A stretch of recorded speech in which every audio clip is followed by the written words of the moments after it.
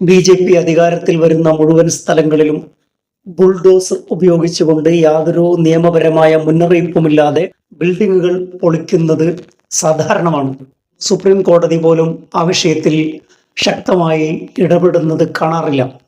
UP., Madhya Pradesh തുടങ്ങിയ BJP. ഭരിക്കുന്ന സംസ്ഥാനങ്ങളിൽ ന്യൂനപക്ഷങ്ങളുടെ വീടുകൾ, അവരുടെ പാർപ്പിട സമുച്ചയങ്ങൾ, കച്ചവട സ്ഥാപനങ്ങൾ ഒക്കെ ഒരു മുന്നറിയിപ്പുമില്ലാതെ ബുൾഡോസർ കൊണ്ട് ഇടിച്ചു തകർക്കുന്ന കാഴ്ച നിത്യസംഭവമാണ്.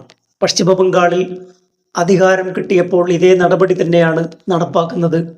സുവേന്ദു അധികാരിയുടെ സർക്കാർ പശ്ചിമ ബംഗാളിൽ അധികാരമേറ്റെടുത്തത് മുതൽ ബുൾഡോസറുമായി പല കച്ചവട സ്ഥാപനങ്ങളും ഫാക്ടറികളും പൊളിച്ചു നീക്കുകയാണ്. കൽക്കട്ട ഹൈക്കോടതിയിൽ നിന്ന് വലിയ തിരിച്ചടിയാണ് ബി.ജെ.പിക്ക് സുവേന്ദു അധികാരിക്ക് ലഭിച്ചിരിക്കുന്നത്. രാജ്യത്തെ കോടതികൾ നീതിപൂർവകമായി ഇടപെടുന്നത് വലിയ വാർത്തയാണ്. കാരണം രാജ്യത്തെ കോടതികളിൽ നിന്നാണ് ഏറ്റവും വലിയ അനീതിയും അന്യായവും നാം ദിനം പ്രതി കേട്ടുകൊണ്ടിരിക്കുന്നത്. ഒരു ബിൽഡിങ്ങും പൊളിച്ചു നീക്കാൻ പാടില്ല എന്ന് കർശനമായ താക്കീതാണ് സുവേന്ദു അധികാരിക്ക് ബി.ജെ.പി. സർക്കാരിന് കൽക്കട്ട ഹൈക്കോടതി നൽകിയിരിക്കുന്നത്. കൽക്കട്ടയിലെ ഫാക്ടറി ഉടമകൾ ഉൾപ്പെടെയുള്ള പലരും കോടതിയെ സമീപിക്കുകയായിരുന്നു. അപ്പോഴാണ് കോടതി നിർണായകമായ ഒരു വിധി പറയുന്നത്.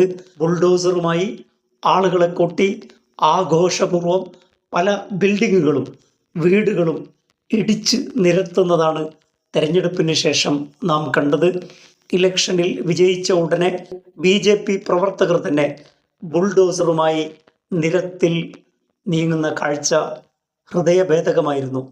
രാജ്യത്ത് ജനാധിപത്യം എത്രമാത്രം അപകടത്തിലാണെന്ന് ബംഗാൾ നമ്മെ പഠിപ്പിക്കുന്നു.